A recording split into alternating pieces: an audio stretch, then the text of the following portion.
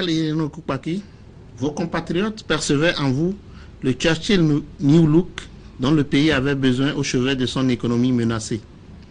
Après votre brillante carrière à la Banque centrale des États de l'Afrique de l'Ouest et un passage auprès d'Alassane Dramane Ouattara, votre mentor, comme directeur de cabinet à l'époque où il était Premier ministre de Côte d'Ivoire, vous serez nommé Premier ministre des Finances du Changement, alors même que l'on ne vous a pas vu aux côtés du candidat Boni Yahi. À ce premier poste, vous allez réussir avec brio à redresser les finances publiques. Mais pour cause de dimension politique du changement, a-t-on dit à l'époque, vous allez quitter le ministère des Finances pour ceux dits du développement, de l'analyse économique et même du Premier ministère. Au lieu de vous renforcer, ces différents postes vont fusiller votre crédibilité. Dès la formation des différents gouvernements, les épées sortaient des fourreaux. Mais au lieu d'être horrifié par tant de cynisme tranquille, vous allez vous empêtrer dans des calculs carriéristes. Koupaki le technocrate est devenu Koupaki l'homme des scandales. Sodeco, ICC et plus encore PVI. En un mot comme en mille, le chef de l'État a fait comprendre que c'est vous qui, profitant de la campagne présidentielle 2011, aviez concocté le contenu du contrat qui a lié l'État béninois à Bénin Contrôle. Face à toutes ces critiques, vous avez gardé le silence. Cette posture n'a cependant rien d'enviable. Avantageuse en apparence, elle n'en est pas moins dangereuse et désastreuse pour votre réputation. Mais enfin, vous décidez de parler. Pascal Irene Koupaki, les Béninois veulent savoir ce qui en est de ces différents dossiers, ou du moins votre part de vérité. Ils veulent aussi que vous leur dites si vous assumez le bilan du régime Boni Yahi ou si c'est sous réserve d'inventaire. Vos compatriotes vous voient aussi tracer vos propres sillons pour aller à la conquête du pouvoir suprême. Mais à les écouter attentivement, ils disent que le pays n'a plus que faire d'un grand séducteur si celui-ci ne passe pas à l'acte, s'engager dans la voie de l'authenticité et du réalisme. Pascal Irene Koupaki, si vous vous débarrassez de votre orgueil intarissable, peut-être que votre énergie et vos expériences pourraient rendre service au pays. Sachez que le pays est fatigué d'échouer, et s'il doit réussir avec un ambitieux, en mal de repentir, sûr qu'il ne résistera pas longtemps.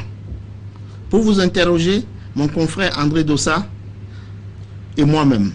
André, à qui il revient de vous poser la première question. Merci d'avoir accepté cet entretien. Merci Malick Gomina. Bonsoir chers amis téléspectateurs. Pascal Irene Koupaki, bonsoir. Bonsoir. Et merci d'avoir accepté notre invitation. Vous avez quitté le gouvernement depuis plusieurs années maintenant. Et vous ne vous êtes jamais prononcé sur l'actualité nationale. Vous décidez enfin de rompre le silence. Vous le faites en pleine campagne électorale.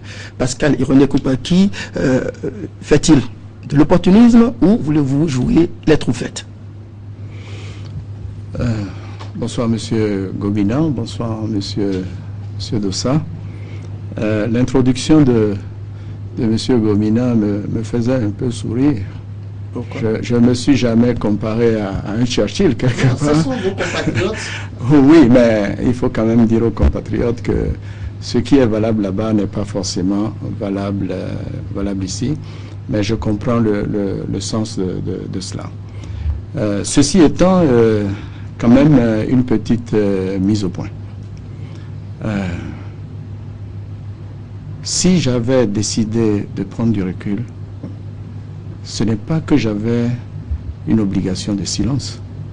Non, c'était une volonté de silence.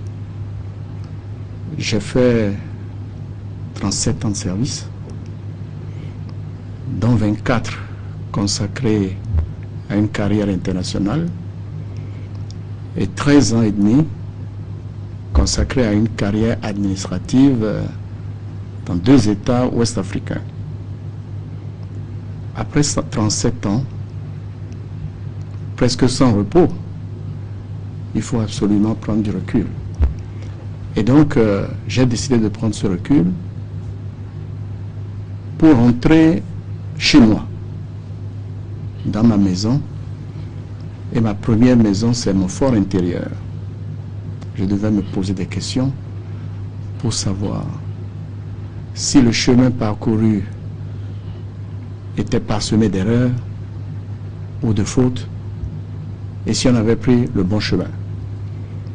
Alors, après avoir médité sur tout ce parcours, dans le plus grand silence, j'ai sorti 2 livrets.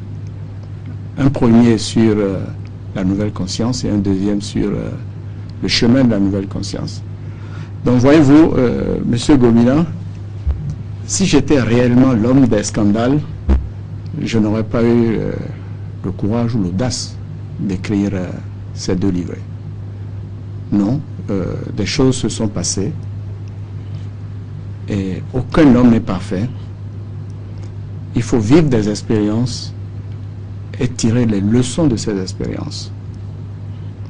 Peut-être au cours de l'émission, on se rendra compte qu'il y a une façon de travailler que nous avons respectée tout au long, mais chaque ministre est responsable devant le chef du gouvernement qui forme son équipe.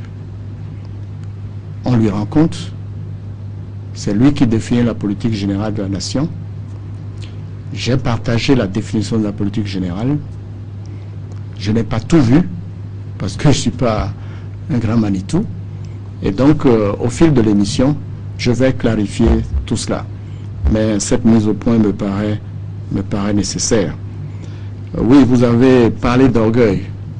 Je crois que l'humilité ne commande pas l'orgueil. Peut-être une petite réserve de ma part, parce que je médite énormément. Je médite énormément. Il faut être accroché à des vertus spirituelles et regarder très loin, même ce qu'on ne voit pas, pour pouvoir voir ce qu'on doit voir et travailler pour le peuple, travailler pour les hommes. Sur la question de savoir pourquoi vous avez justement décidé de rompre ce silence de plusieurs années en pleine campagne électorale, alors que vous n'êtes pas candidat. C'est ça qu'il vous est loisible à tout moment de parler, hein. C'est juste pour savoir si cette coïncidence est juste fortuite. C'est vous qui voyez ça comme une coïncidence. Quand je me suis retiré, j'ai écrit les 2 livrets et j'ai décidé à un moment donné, puisque je suis un homme de bureau, c'est ça qu'on dit, ce qui n'est pas vraiment exact, mais c'est ce qu'on dit. J'ai décidé d'aller vers les différentes couches socio-professionnelles de notre pays, que ce soit des commerçants, des artisans, des élèves ou étudiants, des producteurs, etc., et échanger avec les populations. Comment moi je vois l'avenir de notre pays, quels sont leurs ressentiments, et on échange autour de tout ça. Et les éléments de réponse me confortent dans l'idée que nous devons provoquer quelque part une gouvernance de rupture. Parce que les populations comprennent très bien ce que nous faisons en ville. Elles n'ont peut-être pas les moyens de se faire entendre, mais quand vous leur donnez l'occasion d'échange, elles vous disent énormément de choses. Et durant ces 10 mois où j'ai parcouru les 77 communes, après avoir fait 30 800 km, je comprends que le chemin du développement doit être un autre chemin. Au cours de cette tournée, les populations m'ont interrogé sur ce que vous avez dit tantôt, mon implication dans certains scandales, etc. Et au cours de la campagne législative actuelle, les échos me parviennent de la même façon, en disant que oui, mais le président de la République, c'est Pascal Koupaki, c'est avec lui qu'ils ont fait tout ça. Et donc, il faut faire ceci, il ne faut pas faire cela. Il arrive un moment où il faut se déterminer. Il arrive un moment où il faut clarifier les choses. Et donc, je sais que pendant longtemps, vous avez souhaité que j'intervienne. Absolument. Et je n'ai pas voulu intervenir à ce moment-là. Maintenant, je considère que je peux intervenir après avoir fait ce large tour d'horizon de notre pays. Et donc, si c'est une coïncidence, bon, j'en suis heureux. En tout cas, je n'ai pas fait de grands calculs pour ça. Maintenant, par rapport à la campagne électorale, est-ce que Pascal Irénée Koupaki, c'est vrai, vous n'êtes pas candidat, mais est-ce que vous soutenez par derrière vous une liste d'alliances candidates ou vous êtes au-dessus de la mêlée? Non, je ne soutiens aucune liste. Vous savez que vous connaissez les conditions dans lesquelles les alliances se sont formées. Il y a une vingtaine d'alliances est partie. Et même jusqu'à la dernière minute, des alliances se formaient. Est-ce que c'est sur la base d'un courant politique, d'une philosophie politique que ces alliances ont été constituées? Je ne sais pas. Alors, par conséquent, je préfère voir venir, et je suis persuadé qu'après les élections, il y aura une recomposition du paysage politique, et à ce moment-là, on en tirera les conclusions. Pourquoi, par exemple, vous n'avez pas voulu participer en tant que candidat à ces élections? Vous savez, vous ne pouvez pas faire trop de choses à la fois. Je vous ai dit tantôt que j'étais dans le silence et j'étais sur le terrain pour apporter aux populations béninoises ma compréhension d'un certain nombre de phénomènes. Et ça, je l'ai fait pendant 10 mois.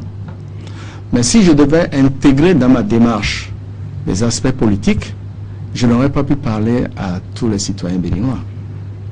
Mais quand je fais les causeries débats sur la nouvelle conscience et le développement, je vous dis, dans la salle ou dans la cour, vous avez des gens du PRD, du FCBE, du PSD, etc., etc.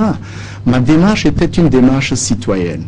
Je suis un citoyen libre, j'ai quitté ma fonction, je suis un citoyen libre, je vais vers les populations.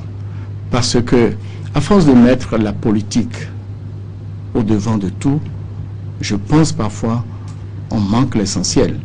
Et l'essentiel, c'est d'abord de former de bons citoyens. C'est le bon citoyen qui sera le bon politicien, le bon professeur, le bon médecin, etc., etc.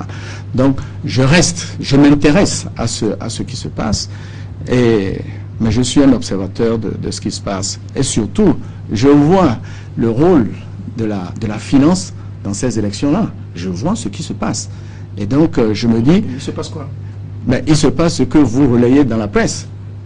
Si ce n'est pas du maïs ici, c'est du riz là, c'est de l'huile là, c'est de l'argent là, etc., etc. Est-ce que nous allons en guérir un jour? Parce que moi, je pense que oui. Je pense que oui, parce que qu'est-ce que la politique nous a apporté au Bénin?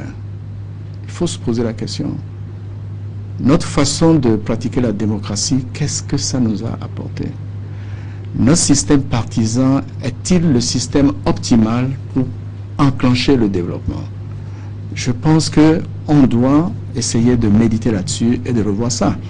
Ce qui me paraît clair, c'est que nous avons des partis qui sont des partis de pouvoir, qui disent « nous voulons conquérir le pouvoir ». C'est de ça qu'on a besoin. Par contre, nous avons d'autres partis politiques qui n'ont pas cette ambition-là. Moi, je les appelle des partis d'affaires. Et donc, ils ont un fonds de commerce à défendre. Ils ont des directeurs à placer dans l'administration pour en tirer quelque chose, etc. C'est déjà le début de la malgouvernance, ça. Et donc, tôt ou tard, on reviendra sur le système partisan tel qu'on le voit au Bénin. Je pense que ça mérite une attention particulière. Vous prenez un pays comme le Niger. Au Bénin, nous avons au moins 200 partis politiques. Je ne sais pas si le chiffre est exact. Mais au Niger, ils ont 11 partis politiques, puisqu'ils ont fait une revue de leur système partisan. Ils ont revu tout ce qui concerne la gestion des ONG. Au Bénin, nous en avons au moins 7200. Au Niger, c'est moins de 1000. Il y a trop d'associations peut-être. Mais je sais que l'État ne peut pas tout faire. Donc l'État doit déléguer, mais à des ONG capables. Donc, voyez-vous, il y a tellement de choses à faire en même temps qu'il vaut mieux prendre ce recul pour bien méditer sur les actions à venir. Vous parliez du système partisan. On vous a vu faire une brève apparition à la tête de l'IDBN, mais qu'est-ce qui n'a pas marché à la création de ce parti-là? Est-ce que vous ignoriez en allant à ce parti politique que c'est celui qui paye la musique qui choisit la partition? Non, je ne peux pas dire que je l'ignorais, mais j'avais une ambition à ce moment-là. Comment j'en suis arrivé à cette ambition? les problèmes de gouvernance économique commençaient à poindre, je le sentais. Les problèmes de gouvernance politique aussi gênaient la gouvernance économique. J'étais dans le cercle de la gouvernance économique et d'autres géraient la gouvernance politique. Mais dès lors que j'analyse la situation et que j'observe que la gouvernance politique a un impact négatif sur la gouvernance économique, alors je dis, je ne peux pas être absent du cercle de la gouvernance politique. Et donc, il fallait être quelque part.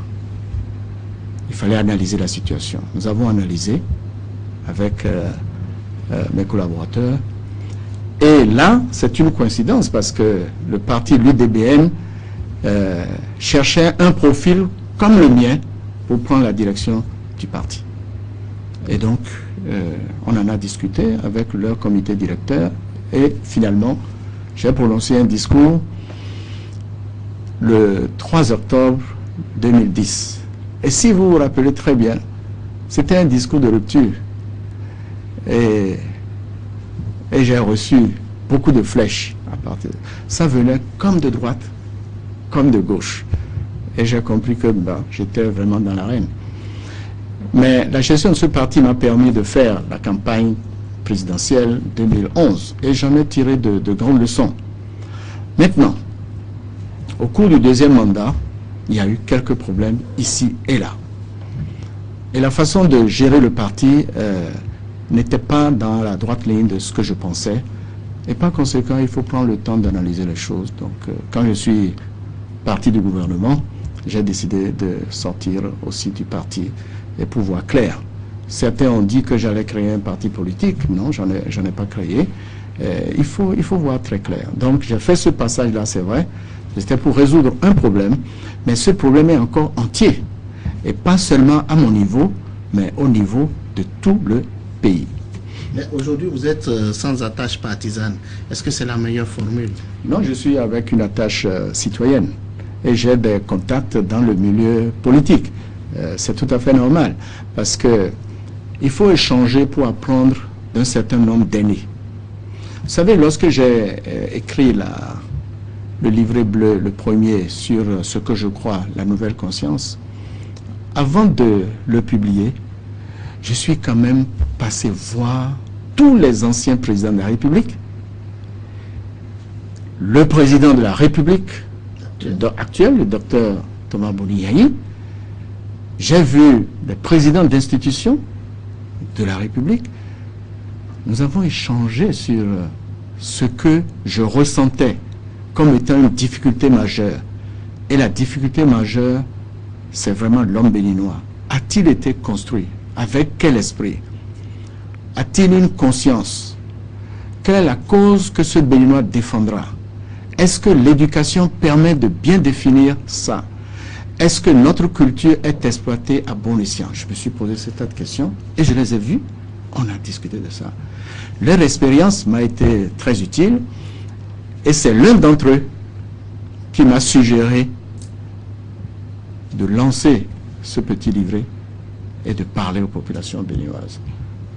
J'ai mis du temps à réagir là-dessus, peut-être que j'ai mis 6 à 7 mois à réagir, mais quand j'ai commencé à réagir, je me suis dit que c'était un excellent conseil que cet ancien chef d'État m'avait donné. Monsieur le Premier ministre, quand on sillonne les 77 communes du pays, après avoir participé pendant 7 ans à la gestion, et qu'on a eu cette carrière internationale que vous avez décrite tout à l'heure, c'est que forcément on veut certaines choses, on a certaines ambitions. Je suppose que c'est 2016 par exemple, vous avez déploré le système, la qualité du système partisan de notre pays en ce moment, et il n'est pas possible aujourd'hui pour un parti politique de gagner une élection présidentielle. Est-ce que vous aussi, on vous voit en train de vous inscrire dans cette logique-là? Est-ce qu'il n'y a pas une contradiction quand on déploie le système partisan et qu'on ne se donne pas une attache partisane, on ne milite pas dans un parti politique et qu'on a des ambitions pour 2016? Non. Je ne peux pas, à cette étape, adhérer à un parti politique. C'est très compliqué. Les positions sont figées au sein des partis politiques. La seule réaction, c'est de créer soi-même son parti politique. Mais je ne vais pas en ajouter au problème ambiant. Je sais qu'il y a un problème de fond. Et les courants politiques qui existent dans le monde, si ma mémoire est bonne, c'est une douzaine de courants politiques. 6 à gauche, 6 à droite. Donc, qui est 12 partis politiques, chaque parti politique avec son courant, je n'ai pas de problème. Mais si face à 12 courants, il y a 200 partis politiques, il y a un problème quelque part. Moi, je pense que, à force de mettre la politique au devant de tout, on manque quelque chose qui me paraît essentiel. La transformation de l'être béninois par la vertu et le travail pour la production. C'est une démarche proprement citoyenne. Et je le répète, si nous avons de mauvais professeurs ou de mauvais médecins, c'est tout simplement parce que nous avons de mauvais citoyens. Et donc cette transformation me paraît nécessaire. Et c'est le bon citoyen qui sera le bon politicien. Je veux être d'abord le bon citoyen et trouver le cadre approprié pour être le bon politicien. Pensez-vous que ça peut avoir écho dans cette sinistrose ambiante? Mais vous savez, si vous ne trouvez pas les points de rupture, rien n'avancera. Parce que tout le monde dit ça. Il y a une inconscience dans la gestion des affaires publiques. Il y a la corruption, surtout la corruption électorale, qui détermine la qualité de la gouvernance après. Et puis on dit, bon, on ne peut pas changer tout ça, il faut attendre. Mais on est en train d'attendre depuis des années, et vous voyez vous-même, parce que je suis certaine de vos émissions, et vous voyez vous-même que, quelque part, nous avons construit depuis quelques décennies un système qui nous plombe. Alors, il faut qu'on se déplombe. Moi, je pense qu'il faut avoir le courage de la rupture à un moment donné. Et peut-être, je considère que la chance que nous pouvons avoir, c'est le futur Parlement serait peut-être à l'origine de cette rupture-là. Je pense qu'on va évoluer dans cet entretien. Pascal Irénée Koupaki, le régime Yahi, dont vous avez été un des acteurs majeurs, tire à sa fin. Avez-vous le sentiment d'avoir fait avancer ce pays dont vous avez hérité en 2006? Je pense que tout n'est pas parfait et tout ne peut être parfait. Il y a des ponts sur lesquels nous avons bien travaillé, mais les imbrications entre la gouvernance politique, la gouvernance économique, la gouvernance administrative et sociale et la gouvernance institutionnelle, ces imbrications, à un moment donné, ont créé des problèmes de confiance entre les principaux acteurs du système, de tout le système national. Et si je n'ai pas confiance en moi-même, et si je n'ai pas confiance en l'autre, alors je crée les meilleures conditions de la malgouvernance et je crée les meilleures conditions du recul économique. C'est ce qui s'est passé. Et donc c'est pour ça que je dis, lorsque on est engagé, il faut être engagé sur des valeurs. Lorsque vous êtes engagé sur des valeurs et que les autres ne sont pas sur la même longueur d'onde que vous, vous allez vous apercevoir qu'il y a énormément de problèmes. Et il y en a. Il y en a. Donc, oui, j'ai participé à ce gouvernement. On était bien parti. On était bien parti. Je crois que les 2 premières années étaient de très bonnes années. Le redressement financier avait déjà été accompli en 1 an. Et les orientations stratégiques de développement avaient été élaborées, donc on savait très bien où on allait. Et les arriérés de paiement, qu'ils vous souviennent, ont été apurés. Les ordres de paiement, qui étaient un désastre au ministère des Finances, entre le Trésor et le budget, ont été également réglés. Donc, l'assainissement financier était accompli. Et tout développement doit reposer sur un bon assainissement financier. Nous l'avons fait. Mais malheureusement, vous avez suivi et c'est ce que M. Gomila disait tout à l'heure, il y a eu des scandales ici, il y a eu des scandales là. Et ça a certainement démobilisé l'opinion, démobilisé certains d'entre nous. Mais on a repris en 2011 On a relancé la machine en 2011, après les élections. Malheureusement, il y a encore eu un autre dossier qui nous a plombés. Et je pense qu'il n'y a pas de conditions optimales pour réussir le développement.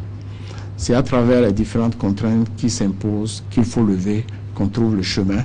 À un moment donné, le chemin n'a pas été bien trouvé et j'espère qu'on va rebondir. Oui, mais monsieur le Premier ministre, c'est vrai qu'en 2006, il y a eu une adhésion populaire et ensuite les résultats ont commencé par suivre. Mais dès lors que les interdits sont apparus dans la citadelle, dès lors que une troupe commande comme une troupe manœuvre comme elle est commandée, dès lors qu'il y a eu le scandale Sensad, tout de suite les gens se sont dit ceux qui prônent la vertu n'étaient pas aussi vertueux et tout a commencé à aller décrescendo.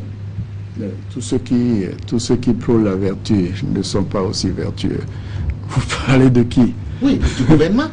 Puisque le scandale... Vous savez, oui, le scandale. Je crois que je vais clarifier quelque chose. Hein. Comment on travaille? Parce que ce n'est pas connu du public. Et moi, j'ai vu fonctionner des gouvernements à l'étranger avant de venir au Bénin. Ce n'est pas seulement dans le pays auquel vous pensez. Vous avez un article de la Constitution qui dit les matières que le Conseil des ministres doit examiner obligatoirement. Il y en a 3. Il y a la politique générale de la nation, forcément au Conseil des ministres. Il y a les projets de loi, forcément au Conseil des ministres. Il y a les ordonnances et les décrets, forcément au Conseil des ministres. Les arrêtés, ce n'est pas un Conseil des ministres. Les autres aspects de la gestion courante, ce n'était pas un Conseil des ministres. Qu'est-ce que le Conseil des ministres a dit pour le dossier spécifique de Sensad? 2 décisions. La première, c'est que le Bénin va organiser le sommet de la Sensad. La deuxième décision, c'est que le budget de l'organisation du sommet est arrêté à tel montant et réparti suivant certaines rubriques. La décision du Conseil, ça. Mais la mise en œuvre. La mise en œuvre, c'est le ministère sectoriel, ce n'est pas le Conseil des ministres. Et le ministère sectoriel chargé de mettre en œuvre cela, vous trouverez, pour le côté des affaires étrangères, le ministère des Affaires étrangères, vous trouverez le ministère des Finances, vous trouverez le ministère de l'Urbanisme, le ministère des TP, etc. Et donc, ils n'ont aucune obligation de venir dire à chacun de nous tous les jours que c'est ce qu'ils étaient en train de faire. Ils ont leurs AOF, comme on dit ici. Le décret portant attribution, organisation et fonctionnement des ministères. Et tous les trimestres, ils rendent compte au gouvernement de l'exécution des décisions. Mais on n'était pas encore arrivé à ce stade. On avait juste fini l'organisation de la Sensad et les dossiers étaient en train d'être apprêtés quand cette question a émergé. Et donc, on ne peut pas dire que les vertueux ne donnent pas l'exemple de la vertu. Voilà mon rôle dans ce dossier-là. Mon rôle n'est pas opérationnel, comme le rôle d'autres collègues. Oui, mais ce sont des scandales qui ont éclaboussé tout le gouvernement. Oui, mais ça a éclaboussé le gouvernement. Quelle a été la réaction du chef de gouvernement? La première réaction, c'est de dire il faut clarifier cet état de choses avec une commission. Il m'a chargé de présider la commission. J'ai retrouvé tout le monde. J'ai écouté, parce qu'il faut beaucoup écouter. Ce qui s'est passé par rapport aux procédures, je l'ai analysé. Il y a défaut quelque part. Mais je n'étais pas en mesure de situer la responsabilité première, si ça relevait de tel ministère ou de tel autre ministère. J'ai transféré le dossier au Conseil des ministres, qui a dit il faut qu'on trouve quelqu'un, une personnalité neutre, pour prendre en charge cet aspect. Donc il y a eu une deuxième commission. Cette deuxième commission a déposé son rapport et c'est sur la base de ce rapport qu'un ministre est parti du gouvernement et puis quelqu'un d'autre a été mis en congé en attendant quelque chose. Donc, ce qui doit être fait, à mon sens, a été fait. Mais si on le considère comme un scandale, c'est parce que tout le monde a été surpris par ça, qu'on ne peut pas donner, le Conseil des ministres ne peut pas donner des orientations, des instructions particulières, et on nage à côté. Qu'est-ce qui s'est passé dans ça? Je suis loin de le comprendre. Je ne peux pas le savoir parce que je ne suis pas dans les ministères concernés. Qu'est-ce que ça fait que de dire, voilà, ce qui s'est passé, je n'y ai joué aucun rôle, alors quand même que vous faites partie de l'équipe. Je ne vous ai pas dit que je n'ai joué aucun rôle, Monsieur Dossa. Bon, en tout cas, vous n'avez pas joué un rôle. Je ne suis pas au ministère à vous compromettre. Je ne suis pas au ministère pour m'occuper des marchés publics dans ces ministères-là. Ce n'est pas mon ministère. Donc je ne sais même pas ce qui se passe.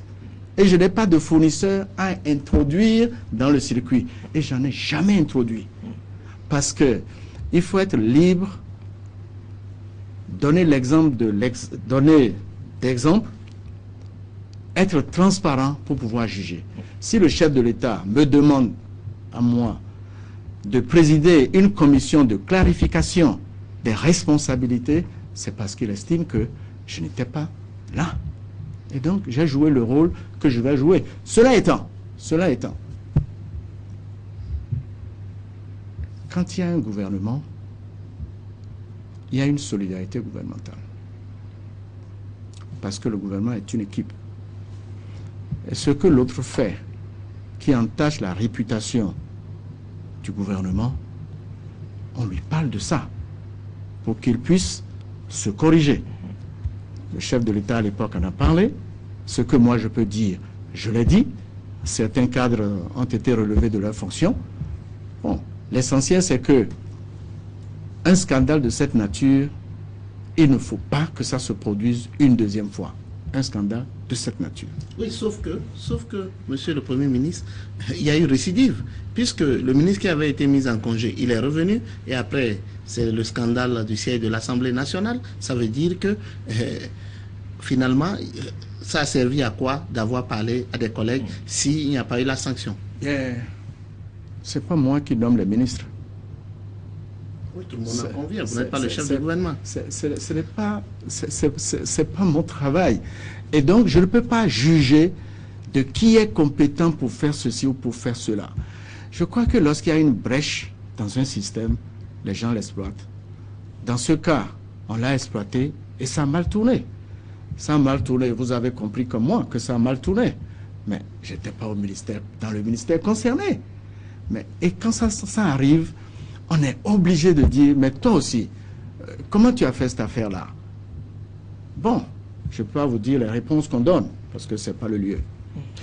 Oui, on va épulcher les autres affaires, les autres scandales, mais vous étiez quand même un ministre assez important dans le système. Vous fûtes même Premier ministre. Et c'est-à-dire que vous n'aviez pas un droit ou un devoir de regard sur l'action gouvernementale pour pouvoir influencer. Si tu permets, avant que le Premier ministre ne puisse répondre, on a l'impression que vous ne protestez pas vigoureusement. Parce que quand on voit par exemple, c'est pour juste en arriver avec... Devant qui je vais protester? Oui, mais devant le premier responsable, puisque c'est le chef de l'État qui est élu. Mais si nous prenons rien. Vous n'en savez strictement rien. Ce que je dis avec le chef de l'État n'est pas dans la rue. On se parle. Ou on se parlait, puisque je n'étais pas là. Donc, c'est vrai. Je n'ai pas un droit de regard sur l'action des ministres. Je suis un ministre. Je ne suis pas autre chose. Même si dans la préséance, quelqu'un vient en tête, il est ministre, au même titre que les autres. Et donc, tout ministre est responsable devant le président de la République. Il reçoit les instructions du président de la République. S'il a une difficulté, il ne peut pas s'en sortir. Ou le chef de l'État me demande de regarder ça, ou mon collègue me demande de regarder ça. Donc, j'ai un devoir de regard toutes les fois que je dois émettre une opinion sur un dossier qui ne relève pas directement de mes attributions. Ça fait partie de la solidarité gouvernementale. Et je dois vous dire que moi, j'ai joué ce jeu-là jusqu'au bout. Oui, sauf que, en retour, la solidarité n'était pas à tout moment. Parce que si nous prenons par exemple le dossier Sodeco, la privatisation qui vous a été de l'outil industriel de la Sonapra, qui vous a été confiée, que vous avez conduit. On a vu des ministres, et pas des moindres, même peut-être vos alter ego, conduire une guérilla gouvernementale où les gens sont montés au créneau pour vous désavouer publiquement par rapport à ce que vous étiez en train de faire, mais vous n'avez pas protesté à l'époque publiquement. Non, je n'étais pas dans le pays. Tout ça s'est passé pendant que j'étais en mission à Washington. Pendant 12 jours, j'étais en mission. Quand j'ai eu le chef de l'État depuis Washington, je lui ai dit, Monsieur le Président de la République, si vous m'autorisez, je rentre pour clarifier. Il a dit non, terminez votre mission. J'ai terminé la mission et je suis rentré. Et à mon retour, vous avez encore entendu quelque chose? Non, mais sauf qu'ils ont parlé en temps. Non, mais à mon retour, ce qui a été prévu, est-ce que c'est ça qui s'est réalisé? Non, j'ai repris mon poste. On s'est expliqué. Vous savez, il ne faut pas toujours être absent. Parce que lorsque vous êtes absent, on dit tout et tout sur vous et contre vous. Ok, Monsieur le Premier ministre, vous n'avez pas été toujours absent. Et c'est d'ailleurs en votre présence que certaines choses ont été dites, dans le cas du dossier PVI par exemple. Quel rôle avez-vous joué dans ce scandale? Certaines choses, de quoi il s'agit? On vous a fait porter la responsabilité de ce scandale. Vous pouvez dire qui a que fait jamais porter... vous ayez démenti. Oui, mais Monsieur Dossard, vous pouvez dire qui m'a fait porter cette responsabilité. Parce que je ne réponds pas à du noir. Qui a dit ça? Parce que personne n'a dit ça devant moi. Oui, mais vous avez dû lire la presse. Non, je ne regarde pas, je ne gère pas les rumeurs. Entendre certaines choses. Non, je ne gère pas les rumeurs. Dites-moi clairement, c'est quoi ces choses-là, et je répondrai. Oui, tout à fait, Monsieur le Premier ministre. C'est un dossier qui vous a été confié. C'est vous qui avez conduit le processus aboutissant à la désignation de l'opérateur Benin Control. Et donc, puisque les problèmes sont survenus après, il s'est dit que certainement que dans la conduite du dossier, il y a eu assez de ratés. Bien. Ce n'est pas un dossier que j'ai piloté à titre principal.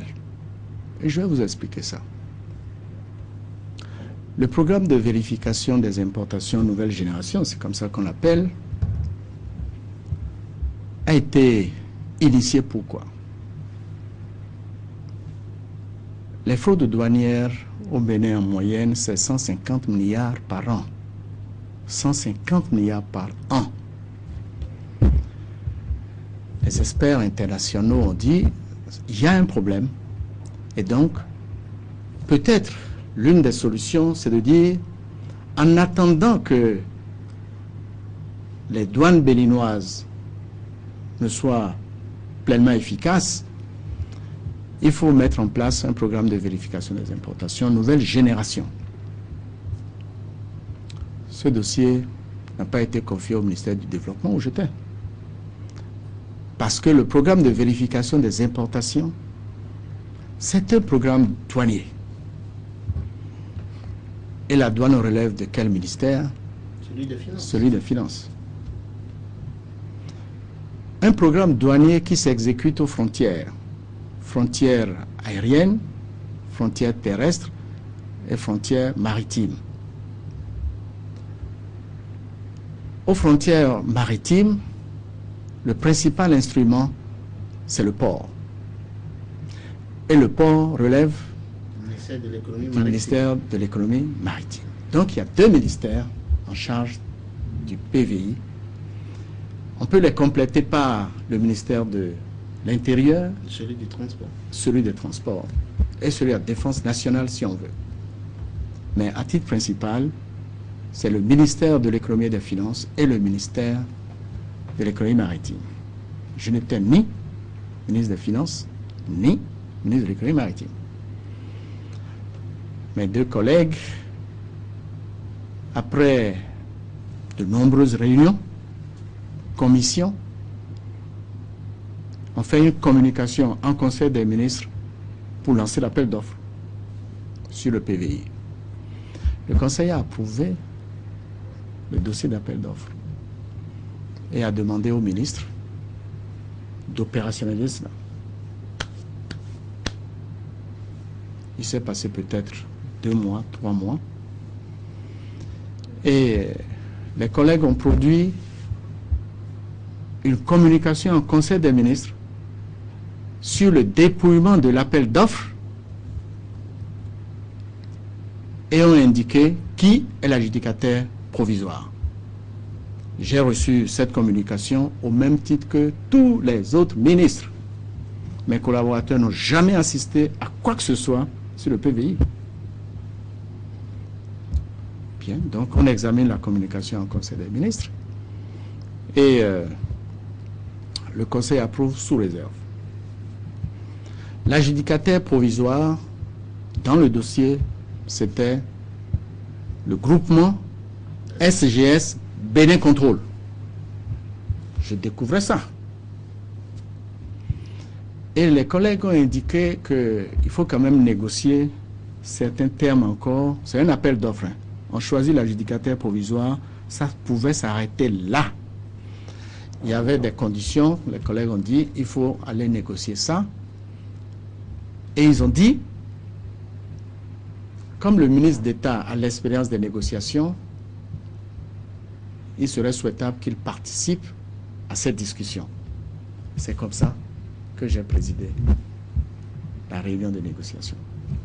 Au ministère du Développement, mes collègues étaient en salle avec les fonctionnaires, tout ça, et je rentre dans la salle.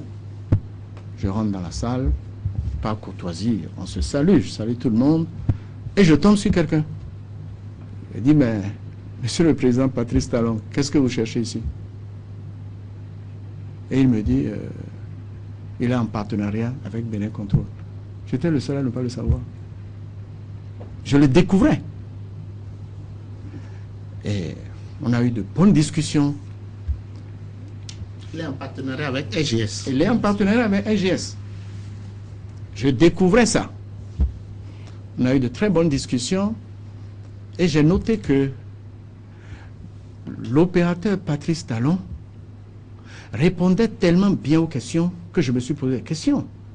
Mais il était dans le coton. Pourquoi il se retrouve là, répondant à ces questions bien précises? Quand on a eu la pause, je demande à mes deux collègues, le ministre des Finances et le ministre de l'Économie maritime, mais Patrice Talon se retrouve dans ce dossier-là, mais il connaît cette affaire-là?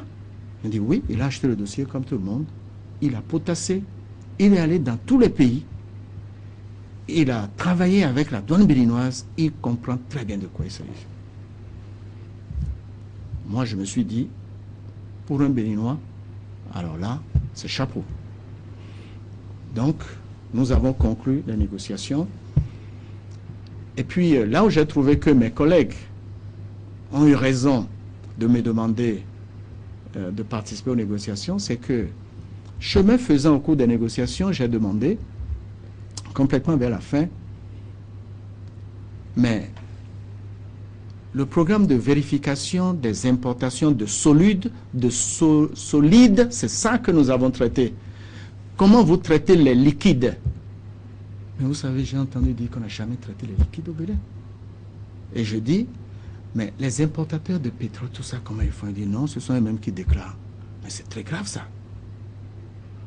Au moins ma participation à cette réunion a fait surgir ce problème qu'on a intégré dans le traitement du programme de vérification des importations. Ayant présidé cette séance, mes collègues préparent la communication au Conseil des ministres. Je signe. C'est la seule communication que j'ai signée parce que j'ai présidé ça. On a délibéré. Le Conseil a autorisé la signature du contrat. Peut-être pour qu'on puisse vous suivre, Monsieur le Premier ministre, les négociations devaient consister à quoi? Les négociations devaient consister, lorsque vous avez des tarifs, vous demandez à l'adjudicataire quel effort il peut faire sur tel poste, tel poste pour réduire globalement la tarification. C'était les négociations. Je dis encore qu'on aurait pu ne pas en arriver là, parce que c'est un appel d'offres. Il y a deux autres soumissionnaires, mais la soumission la plus intéressante, c'était celle du groupement SGS, Bénin Contrôle. Donc, on signe cette communication, le Conseil des ministres délibère et autorise la signature du contrat. C'était le 5 janvier 2011. On aurait pu signer le contrat le 6 janvier 2011. Mais on ne l'a pas fait. Parce que le 6 janvier 2011, il y a un ambassadeur qui me dit qu'il y a un recours qui a été déposé à l'autorité de régulation des marchés publics. Je dis, ah, je n'étais pas informé. J'appelle le ministre des Finances qui me le confirme, le ministre de l'économie maritime qui me confirme qu'il venait d'avoir ça. Je dis, dans ces conditions, on ne signe rien tant que le dossier n'est pas vidé par l'autorité de régulation. L'autorité de régulation a vidé ce dossier-là début février. C'est pour ça qu'il s'est écoulé un long temps entre la décision du Conseil des ministres le 5 janvier et la signature du contrat le 9 février. Alors, moi, mon devoir s'arrête là. J'ai conduit ce que je devais conduire jusque-là. Maintenant, il se fait que dans la mise en œuvre, il y a eu des problèmes. Et quand il y a des problèmes dans la mise en œuvre, bon, on essaie de chercher à qui on va imputer le problème. Personne ne m'a dit devant moi que j'ai mal fait ceci, j'aurais dû mal faire ça. Il y a des gens qui sont allés faire une dictée peut-être, et ils ont transformé la dictée en récitation. Ce n'est pas mon problème ça. Ce n'est pas mon problème. Donc, ce que je dois faire, je l'ai fait. Lorsque les problèmes ont commencé avec le PVI, le chef de l'État m'a demandé de faire de multiples réunions pour clarifier ça. Mais j'avais commencé à faire ça, et puis j'ai découvert quelque chose. Ce qui apparaît au port, c'est qu'il y a une grande partie d'informels. Et le PVI, c'était comme une lumière qui a été projetée sur ce secteur informel-là. Ça veut dire quoi? Ça veut dire que le PVI va introduire une nouvelle structuration du pouvoir financier au port. Mais les gens ne sont pas d'accord. Et donc, il y a eu tout ce qui s'est passé. Bon, si on dit que je suis responsable, si je commets une erreur, je dirai que j'ai commis une erreur. Si je commets une faute, je dirai aussi que j'ai commis une faute. Je n'ai commis ni erreur, ni faute dans ce dossier-là. Bon, sur ce qui a été dit, franchement, non. Oui, mais par rapport au programme de vérification des importations, sur le fait, sa pertinence, personne n'a trouvé à redire. Mais le reproche qui vous a été fait, ce sont les clauses qui, paraît-il, étaient léonines par rapport aux prestataires. Vous savez, lorsqu'on parle comme ça veut dire qu'on ne connaît pas bien le dossier. Je vous ai dit qu'il y a eu un appel d'offres. Le contrat en question faisait partie du dossier d'appel d'offres. Ce n'est pas moi qui l'ai écrit. Les 3 soumissionnaires ont fait des commentaires pour dire de réviser ceci, de réviser ça. Les services compétents du ministère des Finances ont révisé ces parties-là. Moi, je n'étais pas dedans.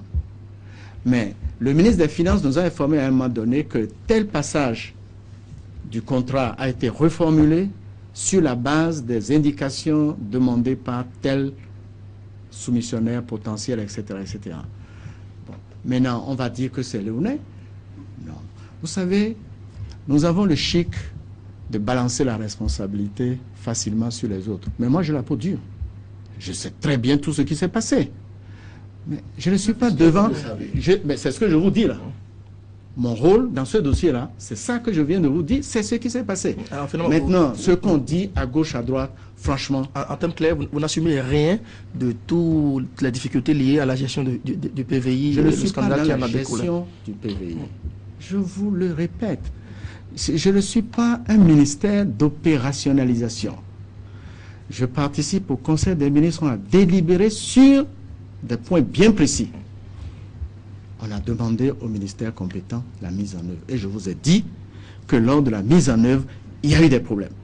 Et donc, le chef de l'État m'a demandé de faire des réunions pour clarifier tout ça. J'ai essayé de clarifier, mais en vain. En vain. Et à partir d'un moment donné, j'étais soupçonné aussi. Bon, maintenant, ces petits problèmes-là, je crois que c'est du passé. Et ça a pu me faire mal, mais c'est du passé. Oui, mais c'est du passé, sauf que le pays, lui, n'a pas clos le débat, puisque aujourd'hui, c'est un contentieux qui est pendant. Oui, mais un contentieux qui est pendant devant les juridictions, qu'est-ce que vous voulez que j'en fasse? Est-ce qu'il y a une juridiction qui m'a interpellé pour que je vienne expliquer ceci ou cela? Non. Donc, et moi je vous dis, ce que j'aurais peut-être souhaité, c'est que vous puissiez inviter 6 ou 7 personnes autour de ce dossier-là. Non, je ne vais pas vous dire ça. Vous êtes des journalistes d'investigation. Vous allez trouver ça. Et puis, vous me demandez de venir aussi. Je ne dirai aucun mot. Je vais simplement les écouter jusqu'au bout. Parce qu'ils savent que je ne suis pas dans ce dossier-là. Je suis arrivé dans ce dossier par le biais du Conseil des ministres. Et alors, c'est pas que je n'aime pas assumer. Hein. Je suis un responsable. J'assume. Lorsque je pose une signature, j'assume. Et quand j'étais au ministère des Finances, il y a des moments où je refusais de poser ma signature. Et je posais une question fatale. Mes collaborateurs le savent. Puisque ma signature, c'est celle-là qui engage financièrement l'État béninois. C'est ma dernière signature. C'est la dernière signature qui engage l'État béninois. Et donc je dis, ils appelaient ça question fatale. J'ai dit, mais tout ça là, c'est bien, j'ai bien compris tout ça. Mais si je signe aujourd'hui, est-ce que le prochain ministre des Finances peut honorer cet engagement? Si la réponse est non, je ne signe pas. Non, parce que j'ai le sens de l'État, le sens de la continuité de l'État, et on ne laisse pas des ardoises aux successeurs. On essaie de tout régler dans les normes. C'est pour ça que la meilleure gouvernance possible est indispensable. Donc, M. Dossa, moi je ne fuis rien. Rien du tout. Monsieur Pascal Irénée Koukwaki, nous allons poursuivre notre débat. C'était nécessaire qu'on puisse vous écouter largement et vous relancer autant que possible sur ce dossier qui a fait de vagues et qui continue et qui continuera dans l'avenir à en faire parce que le sujet n'est pas clos. Nous allons continuer par rapport à la question de l'énergie. Le gouvernement dit du changement. En 2006, à votre arrivée, vous avez dit qu'on ne peut pas avoir développement sans régler la question de l'énergie. 9 ans après, la question de l'énergie est toujours là.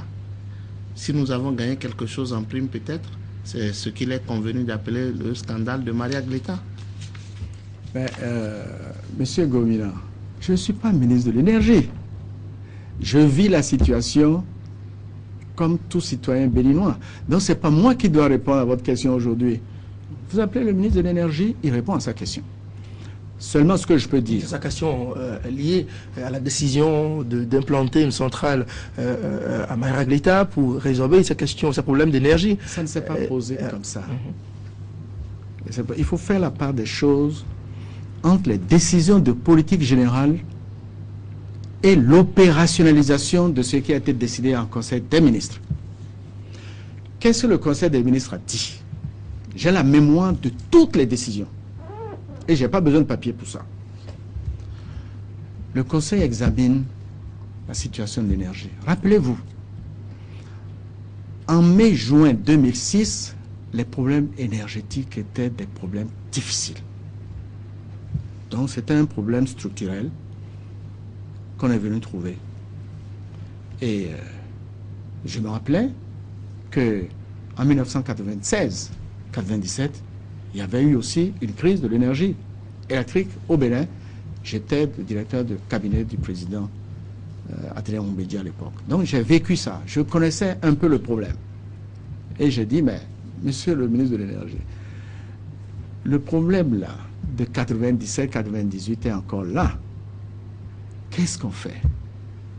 Bien. Donc, les réflexions ont commencé tout de suite. Et j'ai dit, regardons loin en même temps. Le Bénin peut même être exportateur d'énergie électrique sur le Nigeria. Donc il nous faut une stratégie.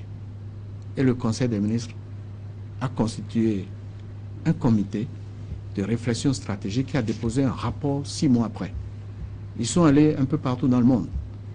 Ce document s'appelle « Document de stratégie de développement du secteur de l'énergie électrique ». Il y a tout dedans. Ça a été approuvé par décret pris en Conseil des ministres. Donc c'est un document de politique. Bien. Les problèmes étant cruciaux, qu'est-ce qu'on va régler tout de suite? Donc on met en place des turbines de production d'énergie électrique. Les analyses montrent que il nous faut tant de milliards pour faire ça. Il faut dégager les ressources. Le ministre des Finances de l'époque, c'était plus moi, a été instruit de trouver la marge financière nécessaire pour absorber cela. Ça a été fait. Et donc, il faut s'engager dans l'installation des turbines. Il faut lancer des appels d'offres. Bon. On a découvert ça là après. Donc l'appel d'offres a été lancé, mais l'appel d'offres, ce n'est pas le Conseil des ministres qui lance les appels d'offres ou qui gère, etc. C'est le ministère de l'Énergie en relation peut-être avec 2 autres ministères, etc. Ça a donné ça. Mais ça, le président de la République ne savait pas exactement ce qui se passait, puisqu'on fait confiance pour faire ça. C'est lorsqu'on nous a donné un rapport d'étape qui montrait les difficultés de cette centrale que le chef de l'État a été alerté. Il dit, mais comment on en est arrivé là? Eh bien, le problème est là aujourd'hui. Et je ne sais pas comment on est en train de traiter ça. Voyez-vous, une bonne décision, une sécurisation des ressources financières, et in fine, ce qu'on a prévu n'a pas été réalisé. Ça veut dire qu'il y a fondamentalement un problème de vertu, de conscience professionnelle. On n'aurait pas pu faire ça ailleurs.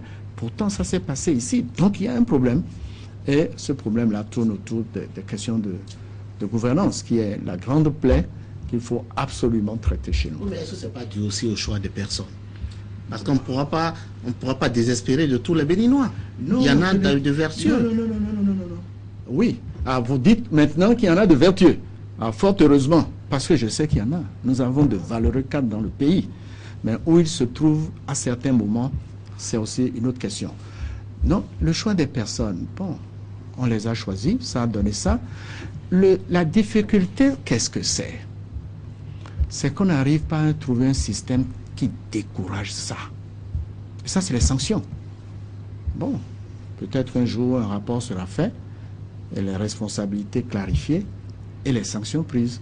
Mais à vous suivre, M. Pascal Irénée Kokwaki, on vous donne le bon Dieu sans confession, parce que véritablement, vous expliquez comment les choses se sont passées, mais il y a un perdant, c'est le peuple béninois. C'est lui qui doit pouvoir payer, parce que les gens, ils ont mal conduit les dossiers, ils ont mal conduit les projets, les dettes sont là, les problèmes ne sont pas réglés, et le contribuable, lui, il doit saigner. Et justement, ça pose quand même un problème.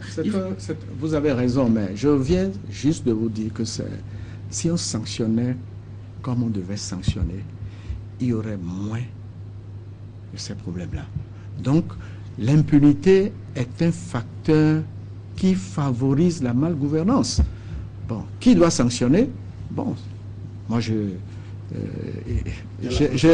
n'ai pas le droit de regard. J'ai le devoir de regard, et ce que je dois dire, je dis.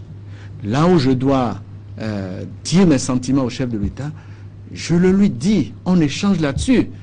Mais la gestion d'un État est très complexe. Hein. Mais ce n'est pas parce que c'est complexe qu'on ne peut pas y arriver. Il faut trouver de nouvelles formules pour gérer un peu tout ça. Et c'est pour ça que, après mûre réflexion, vraiment je suis rentré en moi-même pour regarder un peu tout ce que nous avons fait. La conscience en action, dans beaucoup de cas, je m'excuse, n'hésite pas. Oui, mais justement, on a touché pas, plusieurs dossiers à scandale. Donc, on constate que vous lavez les mains, vous voyez dans une posture de Ponce Pilate, mais il y a un dossier dans lequel j'ai l'impression qu'il vous sera difficile de également tirer votre épingle du jeu. C'est le dossier ICC. Comment, alors que vous, cadre de la banque, homme certainement, comme vous le dites, vertueux, vous avez pu laisser vos compatriotes être victimes de cette situation. Et je vais juste ajouter que sur cette question, on a lu le mémorandum du procureur général Amoussou qui vous a cité nommément. Vous allez profiter. En quoi 10 ans? Il me cite. C'est ce que j'ai dit en 2010 ou bien ce que j'ai dit il y a quelques jours? Je n'ai rien dit il y a quelques jours. Oui, tout à fait. Si c'est ce que j'ai dit en 2010, il a certainement bien cité. Oui, bon, il n'y a pas de mal à me citer. Par rapport à ce dossier, qu'est-ce que vous répondrez aux nombreuses critiques? Parce qu'on vous a entendu, vous avez dit que vous êtes venu après que le scandale a éclaté pour tenter d'éteindre le feu, mais ce que l'on vous reproche, c'est comment vous n'avez pas pu voir venir le mal. Vous savez tout ce qui se passe au Bénin, vous, depuis votre poste? Non, je ne peux pas savoir. Vous ne pouvez pas savoir, moi non plus. Il y a des choses que je sais, il y a des choses que je ne peux pas savoir. Bien, mais avant de bien répondre à votre question, je souhaite que M. Dossa me clarifie bien ce qu'il veut dire là. Quelle est la question précise? Vous n'avez pas compris la question? Non, je n'ai pas compris la question. Le dossier ICC. Oui. Qu'en savez-vous? Quel rôle vous avez joué? Et la question de savoir aussi, mais cap de la banque, c'est quand même un dossier collecte de fonds illégal. Vos compatriotes ont été victimes. Vous n'avez pas vu venir. Bien. Alors même que la Banque centrale a alerté le gouvernement auquel vous apparteniez. Bien. Donc, pour vous, je dois être informé de tout. Je n'ai pas un système spécial pour ça. Même vous savez, à ce niveau de responsabilité. Oui. La dernière fois que j'ai reçu une fiche de renseignement, la fiche des renseignements généraux, c'était en août 2006. Depuis août 2006 jusqu'à mon départ, je n'ai jamais vu. Et pourquoi vous avez cessé d'être renseigné? Je ne pose pas de questions. Je gère la situation. Quel moyen j'avais de connaître le début du problème ICC Service? Au ministère des Finances où j'étais en décembre 2006, on ne traitait plus des questions de microfinance. C'était un ministère délégué aux finances, chargé de la microfinance. J'ai compris bien plus tard que même ce ministère n'avait pas été approché. Donc, une opération se déroulait dans le pays, sous le manteau. Pour moi, c'est sous le manteau. Et les problèmes sont apparus en mai 2010. Et je me rappelle très bien. Le mercredi 19 mai 2010, le ministre des Finances dit: j'ai écrit au ministre de l'Intérieur et au ministre de la Justice s'agissant de ICC Service. Donc c'est la première fois que j'entendais le mot. De quoi s'agit-il? C'est des structures illégales. J'ai écrit à mes collègues qui n'ont pas encore réagi. Et je dis: chers collègues, si c'est une structure illégale, votre réaction doit être prompte. Donc répondez au ministre des Finances. Et le ministre de la Justice dit: moi j'attends ce dossier de la part du procureur général. Mais très bien, essayez de vous voir à trois pour clarifier de quoi il s'agit. Donc je ne savais pas dans le fond ce que c'était. C'était une question diverse. Ce n'est pas une communication en conseil des ministres. Et juin 2010, donc presque un mois après, l'affaire éclate au grand jour. Et le chef de l'État m'a demandé de présider une commission pour clarifier ça. Donc je préside la commission. Vous êtes l'homme de clarification. Mais il vaut mieux parce que je suis à l'aise dans ça aussi.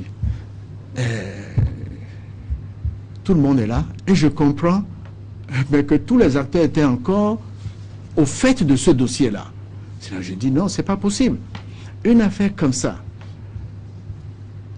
combien de déposants nous avons? Aucune idée. C'est quel montant? Aucune idée. Il y a une grande faiblesse dans cette affaire. Alors, moi je suis statisticien de formation, M. Dossa. Que dois-je faire? Faire le recensement. Et j'ai confié ça à l'Institut national de la statistique, qui m'a fait un bon travail. J'admire la compétence de ces cadres-là. Et qu'est-ce que je dis? Je demande à l'ORTB de sillonner les différents sites. Et je découvre la foule. Je dis, mais c'est incroyable ça. J'appelle mes collaborateurs, je dis, mais cette affaire-là est dans ce pays avec autant de monde, Et personne n'a relevé ça quelque part. Est-ce qu'il y a quelqu'un ici qui était au courant? Une personne était au courant qui dit, moi j'ai mis un peu d'argent dedans, mais je sais que c'est perdu. Bien, donc je découvre ça. J'avais prévu 10 jours pour le recensement. Nous avions fait 40 jours. Parce que l'ampleur du problème était très grande. On clarifie ça, on fait une communication en Conseil des ministres, chemin faisant, pour rendre compte des conclusions de ce recensement. Et donc, il y a un autre comité qui a pris le relais, le comité de suivi présidé par l'agent judiciaire du Trésor. Il y a par ailleurs une commission d'enquête présidée par, je crois, le procureur Benameto à l'époque. Je ne connais pas les conclusions de cette commission d'enquête. Tout le reste, j'ai suivi ça, comme vous. Je sais qu'une mission du Fonds monétaire international et de la Banque mondiale est arrivée au Bénin pour examiner le cas. C'était une suggestion du président Soglo, si ma mémoire est bonne. Bon. La Banque mondiale et le Fonds monétaire ont déposé leur rapport. Et ces rapports, je crois savoir, sont exploités par les ministères concernés pour pouvoir donner une suite à ce dossier-là, qui est un dossier très malheureux, parce qu'on a abusé de Béninois. Donc, c'est une crise éthique majeure, ça. Bien. On attend que la justice clarifie un peu tout ça. Voilà. Nous allons continuer dans l'élaboration des scandales, mais je ne sais pas jusqu'où nous allons nous arrêter. Mais je ne suis pas venu uniquement pour... Non, ça, non, vous auriez l'occasion, mais il vous fallait quand même faire l'aggiornamento parce que beaucoup de choses ont été dites et votre silence n'a pas permis la clarification. Maintenant que vous décidez à parler, il faut apporter l'éclairage. Bon, j'apporte l'éclairage, mais je ne suis pas venu vraiment pour ça. Je vous ai dit que, et vous devez faire votre travail de journaliste d'investigation, vous trouvez tous les scandales dont vous avez parlé là, vous trouvez ceux-là qui ont géré ça, faites une émission avec eux, vous allez tout clarifier. Monsieur le ministre, nous allons aborder le dernier sujet, c'est celui relatif à l'atteinte à la sécurité de l'État. C'est vrai qu'il y a eu le pardon, mais avant le chemin du pardon, à un moment ou à un autre, bon, votre nom n'a pas été directement cité. Ah si, mais votre chaîne a dit une affaire comme ça. Hein. Des insinuations ont été faites. Ah oui, oui, oui, c'est sur le canal 3. Oui, tout à fait. Des insinuations. Des insinuations oui, oui. Où un garde du corps aurait déclaré avoir vu l'un des protagonistes aller au premier ministère. Et donc, par rapport à cela, c'était pourquoi il y avait eu des investigations. Qu'est-ce que vous répondez par rapport à cela? Non, vous savez, je suis respectueux des institutions. J'aurais été un mauvais marxiste-léniniste. Je suis un démocrate, libéral. Je ne peux pas cautionner un acte d'atteinte à la sûreté de l'État. C'est des principes. Il faut que les principes soient intangibles. Bon, votre chaîne a fait des insinuations. Bon, je ne sais pas où vous avez eu l'information. Elles étaient tirées à bonne source. J'ai compris bien plus tard qu'il y avait un fondement à cela. Bon, mais ils ont tiré à terre, c'est tout. Je ne me sens pas concerné par ça. Je ne suis pas dans quelque chose et on veut forcément que je me retrouve là-dedans. Pourquoi? Il n'y a pas de raison. J'ai compris ce qui s'est passé. Bon. Comment avez-vous vécu cela quand même? Pardon? Comment vous l'avez vécu? Vous savez, c'est difficile de... Vous avez une conscience républicaine. Vous êtes venu faire un travail. Et on cherche toujours à vous empêcher de réaliser ce que vous pouvez faire pour le peuple béninois. C'était une période où on a perdu beaucoup de temps. Et ça a créé des frustrations dans mes rapports avec mes collègues. Parce que mes collègues, subitement, avaient peur de moi. Personne ne voulait me parler et personne ne voulait me téléphoner. Et donc voyez-vous. Au moins fait œuvre utile en parlant de ça Bon, publiquement. oui, parce que j'ai eu des échos après. Bon, je ne connais pas vos sources, vous avez certainement de bonnes sources, mais j'ai compris plus tard tout ce qui a pu se passer. Et je laisse les uns et les autres à leur conscience. Monsieur le Premier ministre, nous allons poursuivre et nous allons vous poser la question. Je ne dirai pas si vous aviez une question fatale. Nous, je ne sais pas si elle sera considéré comme une question fatale ici, Oui. mais on a besoin de savoir Quoi. qu'est-ce que vous faites par rapport au bilan du régime finissant. Est-ce que vous êtes comptable ou vous le serez sous réserve d'inventaire? Je ne suis pas dans le gouvernement, donc je peux faire l'inventaire. En janvier 2011, on avait fait un inventaire. J'étais là. On avait fait un bon inventaire. Ça a pris peut-être une semaine. On avait fait un bon inventaire. On avait dit à l'époque qu'il y a eu des succès. Il y avait des choses à améliorer. Et là où il y avait un succès, on s'attaquerait à ça au deuxième mandat. Et là où il y a vraiment eu un succès, c'est en matière de gouvernance. Et le chef de l'État était d'accord que les questions de gouvernance doivent être traitées autrement. Et il y avait un papier qu'on lui avait envoyé, parce que mes collaborateurs réfléchissent là-dessus. Mais malheureusement, le deuxième mandat, très tôt, on a eu ces fameux problèmes dont vous avez parlé, et ça a pu déstabiliser un peu l'équipe. Maintenant, l'équipe qui est là, qui va terminer le mandat, fera le bilan. Je suis persuadé qu'ils feront le bilan en janvier 2016, comme on l'a fait 5 ans plus tôt. Je suis comptable. Ça dépend du sens que vous donnez au mot comptable. Oui. Il y a 124 personnes qui sont comptables. Je ne suis pas seul. 124 personnes. Il y a le chef de gouvernement. Et il y a 123 ministres qui ont servi au jour d'aujourd'hui. Qui ont servi encore plus. Je n'en sais rien. Je ne suis pas dans le cercle. Donc 123 ministres et le chef de gouvernement, ils sont tous comptables de la gestion du pays durant cette période. Bon, je prends ma part de responsabilité puisque je vous ai expliqué. Je n'ai pas besoin d'étaler mon état d'âme. Ce n'est pas nécessaire pour aller de l'avant. Bon, quand le moment sera venu, si je dois dire quelque chose sur cette comptabilité, je le dirai. Mais j'ai déjà dit une partie. Avant d'aborder l'avenir, il faudrait aussi que vous prononciez par rapport à la question de l'heure, celle récurrente, la révision ou non de la Constitution. Ah bon, la révision de la Constitution. Vous voyez tous les problèmes que ces quelques mots posent à la société béninoise. Je crois qu'il y a une vertu cardinale que nous devons observer dans ces moments-là. C'est la prudence ou la sagesse. Je pense qu'il faut laisser ce dossier-là et le reprendre bien plus tard, quand l'environnement sera apaisé dans un cadre consensuel et un peu plus serein. Nous allons aborder à présent la nouvelle conscience. Monsieur le Premier ministre, alors que vos compatriotes s'impatientaient de vous entendre dire votre part de vérité sur un certain nombre de situations, vous avez plutôt décidé de leur proposer deux livrets bleus qui parlent de conscience, la nouvelle conscience. Dans l'un justement de ces livrets, vous dites, et je vous cite, notre conscience éthique pose problème, notre conscience civique est instable, notre conscience nationale n'est pas perceptible, notre conscience des exigences de la production est fluctuante. Notre conscience du développement économique et social est écœurante. Notre conscience de l'effort est incertaine. Également, notre conscience du bien commun, de l'intérêt général est problématique et vacillante.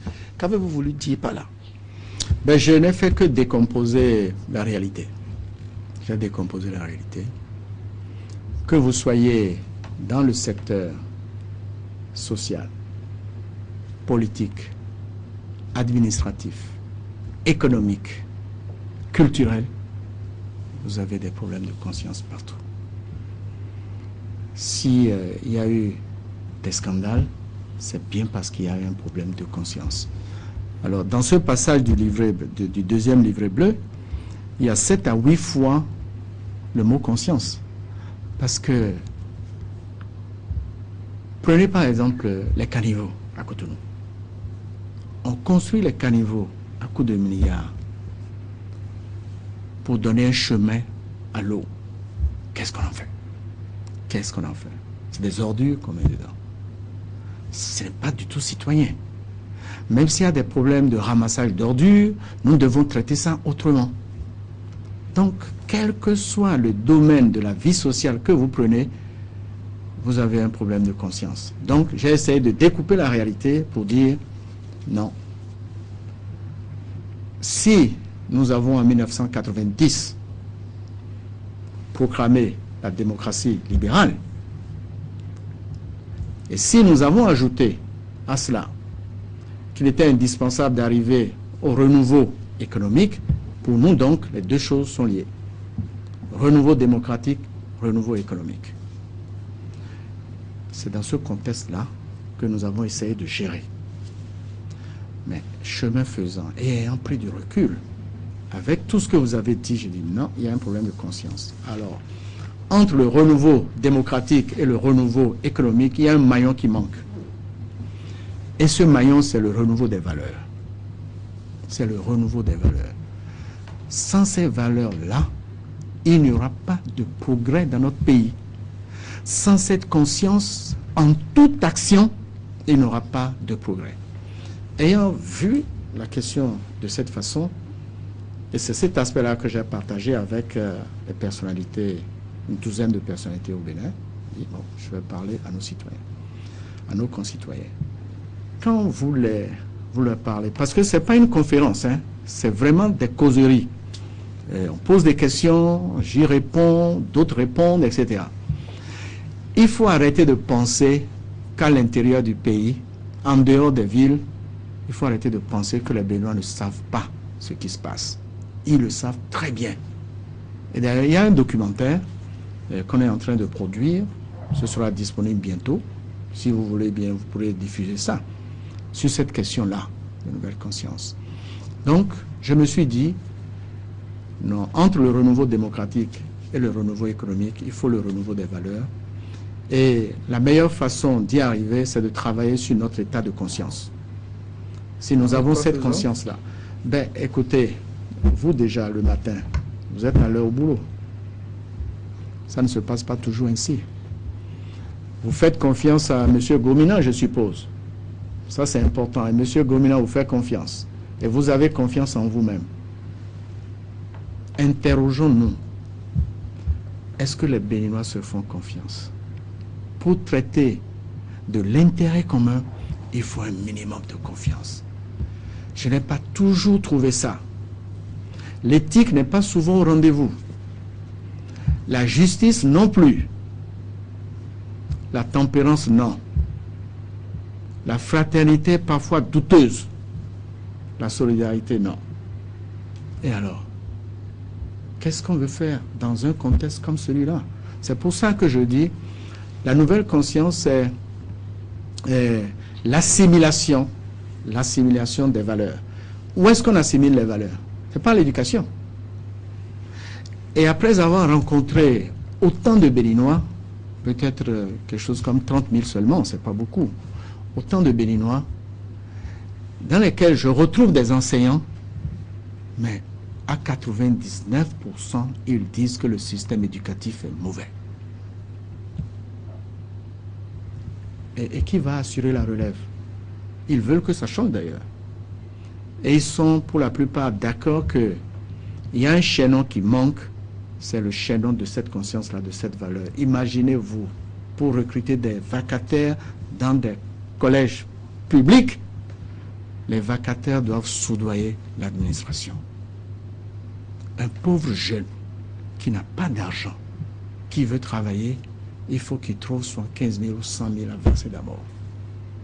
Où est-ce qu'il trouve ça? Chez l'usurier. Et ils doivent payer 200 000.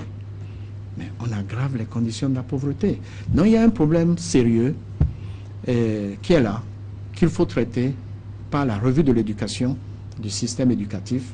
Et il y a des experts béninois qui travaillent avec moi et qui m'ont produit des rapports. Si vous lisez ces rapports, vous allez dire qu'il n'y a pas... Non, que l'école qui est au Bénin n'est pas notre école.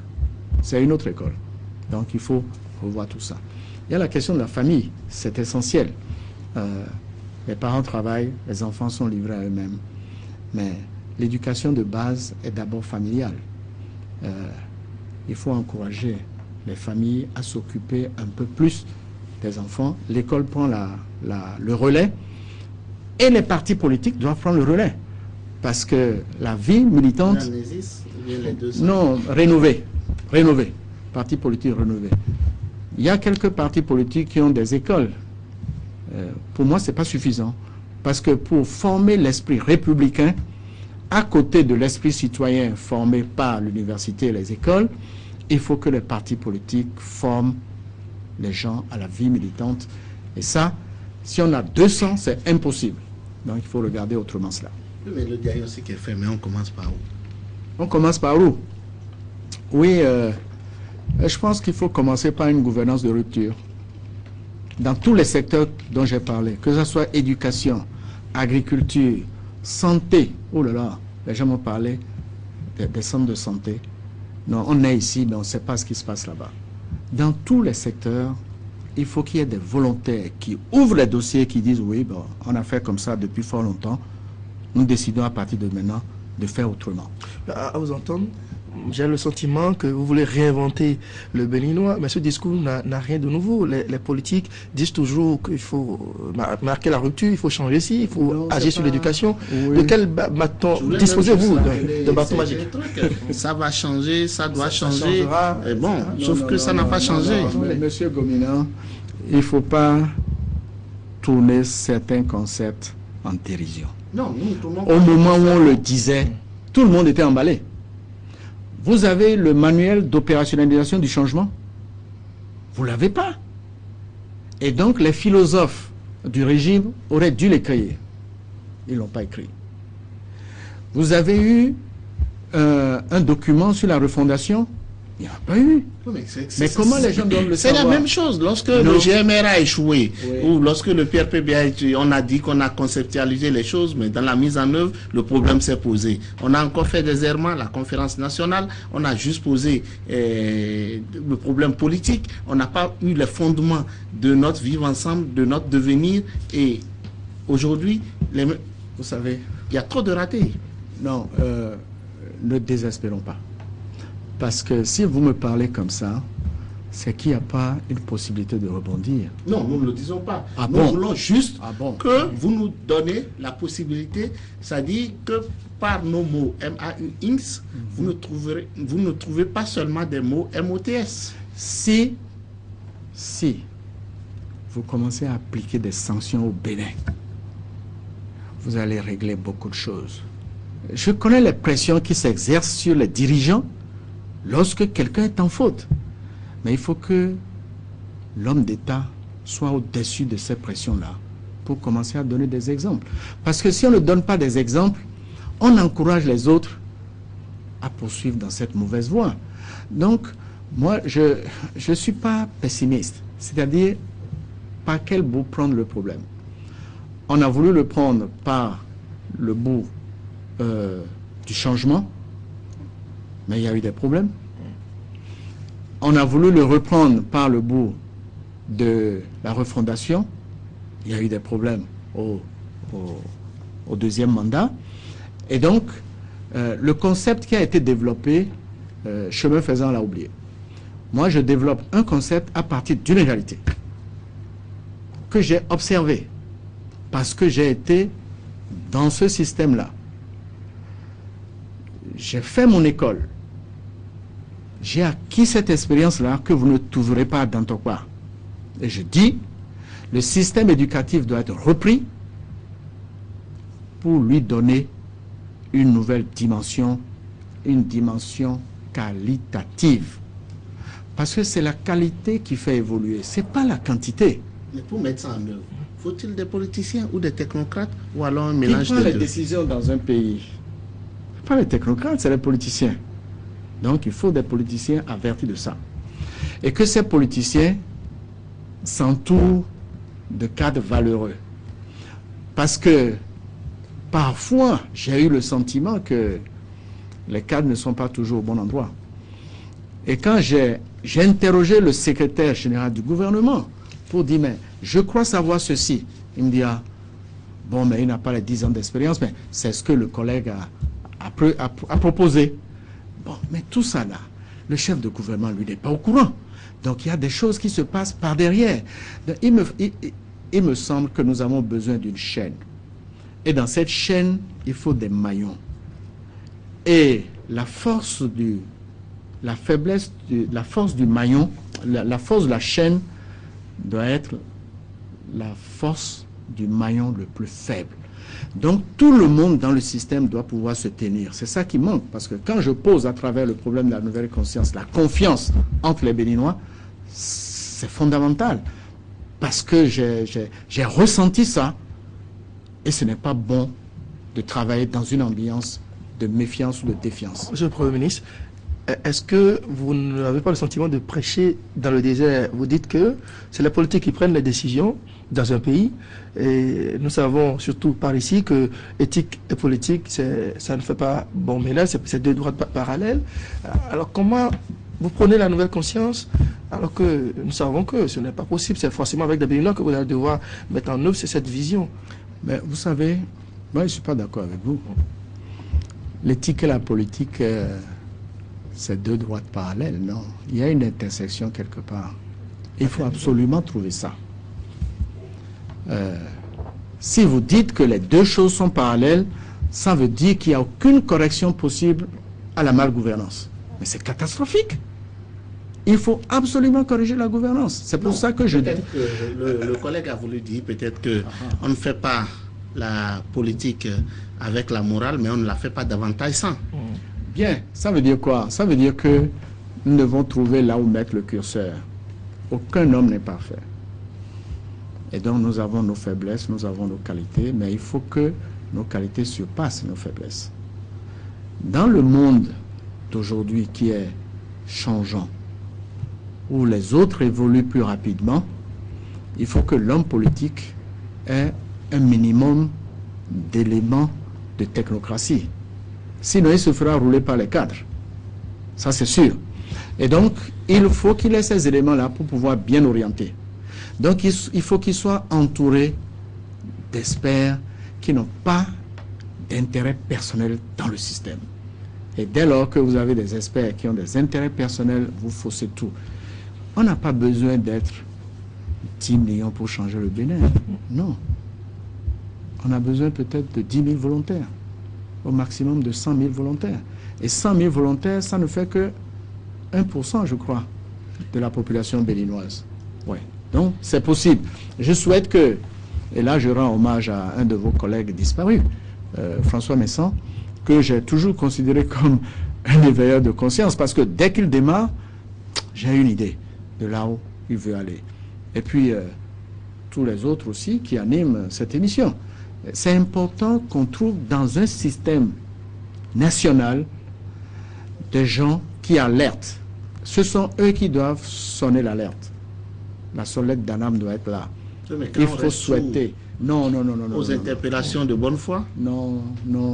Moi, je reste au sous à ce que vous dites. Non, je ne parle pas de vous, je parle du système en général. général. Non, je suis là pour moi aujourd'hui. Donc, je ne sais pas. Je suis plus dans un système. Je suis libre. Que nous allons poursuivre. Et je vais vous demander de dire aux Béninois la différence d'approche entre Abdoulaye Biotchane, Marcel de Souza et vous. Parce que les Béninois se disent, bon, encore des banquiers? Moi, je ne suis plus banquier depuis des années. Et je ne suis plus économiste non plus. Est-ce qu'on cesse de l'être? Oui, puisque je ne traite plus de la matière. Je ne traite plus de la matière. J'ai une expérience, mais l'expérience que j'ai eue en 7 ans, alors là, même avant, l'université de Harvard ne peut pas me donner le diplôme pour ça. Parce que la matière, c'est l'humain, là. L'humain. Ce que vous faites seul dans votre bureau, vous avez des populations en face, vous ne pouvez plus faire ça. Et si j'avais traité certains dossiers en pur technocrate, j'aurais certainement raté certains dossiers. Non, je ne l'ai pas fait. Je tiens toujours compte des implications politiques de tout ce que nous faisons. Sinon, on m'aurait déjà laminé depuis longtemps. Mais je vis. Monsieur le Premier ministre, est-ce que vous croyez encore au Dauphinat? Je ne sais pas ce que c'est. En tout cas, dans le système béninois, ça n'existe pas. Est-ce que vous pensez que le président Boni Yaye vous transmettra le flambeau? Parce que beaucoup ont dit que votre façon de quitter le gouvernement, c'est une façon de ne pas injurer l'avenir. Non, injurer l'avenir, non. Vous savez, c'est le peuple qui décide. Et j'ai écouté une chanson il n'y a pas trop longtemps, il y a peut-être 2 semaines comme ça, d'une artiste béninoise, Le choix de Dieu. C'est Anateko. Non, il faut laisser ces choses-là. C'est pas un homme qui décide, c'est le choix de Dieu. Vous croyez aussi à la source divine du pouvoir? Lorsque un responsable politique n'a pas de préparation spirituelle, il n'est pas un homme de foi. Il n'est pas un homme de vérité. Ce qui explique votre récente intronisation? Non, vous savez, ces choses-là arrivent, vous ne le commandez pas. Hein. Je n'ai rien acheté, moi. C'est tombé sur ma tête et je dois assumer des responsabilités familiales, traditionnelles. Non, ça fait partie de ce que je dois faire dans la vie et ben, je le ferai. Et j'ai commencé tout doucement à le faire. Avant de vous demander de conclure, de parler à vos compatriotes pour qu'ils retiennent quelque chose de votre passage, je m'en voudrais de ne pas vous poser la question. Quelles sont vos relations avec Paris? C'est quoi Paris? Vous n'écoutez pas quand le chef de l'État dit que la plupart des acteurs politiques, la télécommande se retrouve de l'autre côté de la scène? Mais vous avez dit vous-même tout à l'heure que je ne suis pas acteur politique. Non, mais la nouvelle conscience, c'est pour ouvrir la voie à la politique. Ah oui, mais donc c'est maintenant que la direction Paris va naître peut-être. Elle n'est pas née. Vous n'avez pas encore répondu à la question? Quelle question exactement? Vos relations avec Patrice Talon? Non, pour être plus précis. Mes relations avec Patrice Talon, ce sont des relations cordiales. Je rappelle hein, que, puisque j'ai traîné dans les couloirs de l'exécutif dans un autre pays, il y a le chef de l'État qui donnait un conseil à son Premier ministre pour dire, tu vois, Premier ministre, il y a 2 conseils que je vais te donner. Ne sois jamais ami à un militaire, sauf s'il est général. Parce qu'il se trouvera toujours quelqu'un qui viendra me dire que vous préparez un coup d'État. 2e conseil, ne sois jamais ami à l'ami d'un président. Parce que tu ne sauras jamais à quel moment nous allons décider de faire un match de tennis de table avec toi. Garde tes distances par rapport à mes amis. Mais Patrice Talon, je crois savoir, c'est l'ami du chef de l'État. C'était. Aujourd'hui, c'est l'ennemi public numéro 1. Bon, moi je pense que après un certain temps, ces choses-là vont se calmer. Parce qu'on ne peut pas vivre dans cette animosité-là. Après un certain temps, ça va se calmer. Et vous ne saurez jamais, vous, à quel moment ça va se calmer. Donc, donnons le temps au temps pour voir comment les choses seront. Patrice Talon, je le trouve comme un bon opérateur économique. Quand j'étais au ministère des Finances, il m'a soumis un dossier concernant la filière. Le ministre de l'Agriculture était d'accord. Le chef de l'État allait dans le même sens. Il fallait que moi, je donne mon avis là-dessus. Lorsque j'ai bien compris le fond du dossier, je lui ai posé une seule question. Je ne vais pas poser une question sur le dossier. Je lui ai posé une question. Je lui ai dit, Monsieur le Président, vous avez fait les mathématiques? Il m'a dit oui. Parce qu'il est très structuré, il est très rationnel. Évidemment, c'est un battant en matière financière. Et donc, voilà quelqu'un qui quitte un secteur pour arriver dans un autre secteur avec son intelligence. Nous avons peut-être besoin de 1000 personnes comme ça, de 1000 capitaines d'industrie dans notre pays. Bon, il est bon opérateur, mais j'espère que les problèmes s'arrangeront chemin faisant. Votre conclusion? C'est mon thème de l'émission, votre mot de fin. Bien, mais merci beaucoup. Mais c'était un plaisir d'avoir partagé ces moments avec vous. Je sais que beaucoup de questions se posaient, mais je n'avais pas d'inquiétude en moi-même parce que je me disais que ma conscience était tranquille. Donc, le jour viendra où j'évoquerai certains problèmes. J'aurais pu venir un peu plus tôt pour me mettre sur la défensive. Non, je suis allé à la rencontre de mes compatriotes, je suis allé échanger avec eux et j'ai beaucoup appris. J'ai appris, par exemple, que tel que le processus de développement se mène, nous laissons à la touche beaucoup de compatriotes. Et je considère aujourd'hui, après avoir fait ce tour-là, que le développement doit partir des villages pour la ville et non le contraire. J'ai parcouru des chemins difficiles. 60 km, vous pouvez faire ça en 3 heures. Et moi, je le fais une fois en passant. Mais ces populations qui vivent dans la zone, il y a un problème pour les marchés et consorts. Les femmes qui quittent, par exemple, à Klampa pour aller au marché de Glazoué, doivent faire 3 jours. Une journée et demie pour aller, une journée et demie pour revenir. C'est des coûts économiques énormes pour ces femmes-là. Et ces coûts économiques aggravent la pauvreté. J'ai appris aussi que l'horizon pour la jeunesse, c'est la recherche, c'est l'innovation, c'est les réformes structurelles. La jeunesse semble un peu désemparée. Parce qu'elle est consciente qu'elle a été instrumentalisée, elle refuse de plus en plus d'être instrumentalisée. Donc il y a une prise de conscience qui naît dans ce milieu.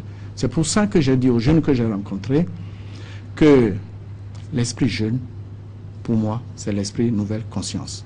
Ce sont les jeunes qui vont inverser cela. Donc après avoir fait tout ça, j'ai une passion pour le Bénin. J'ai une passion pour le Bénin. Je l'aime 2 fois plus qu'avant. Je l'aime 2 fois plus qu'avant. Et je pense que je continuerai de méditer et de leur faire partager ma conception de la vie et de l'avenir de notre pays. Je leur ai aussi dit, il y a beaucoup de problèmes. C'est vrai, beaucoup de problèmes. Mais il y a une seule solution pour tout ça. C'est pour ça que je leur ai dit, 1000 problèmes, une seule solution, c'est la nouvelle conscience. Je vous remercie beaucoup. Merci, Monsieur le Premier ministre. Merci d'être passé sur le plateau de Canal 3 pour partager avec vos compatriotes votre lecture de la situation du pays, également votre vision pour l'avenir. Merci à vous, merci Malick Gomina, merci chers amis téléspectateurs, merci de nous avoir suivis, passez d'agréables moments devant Canal 3 Bénin. Au revoir.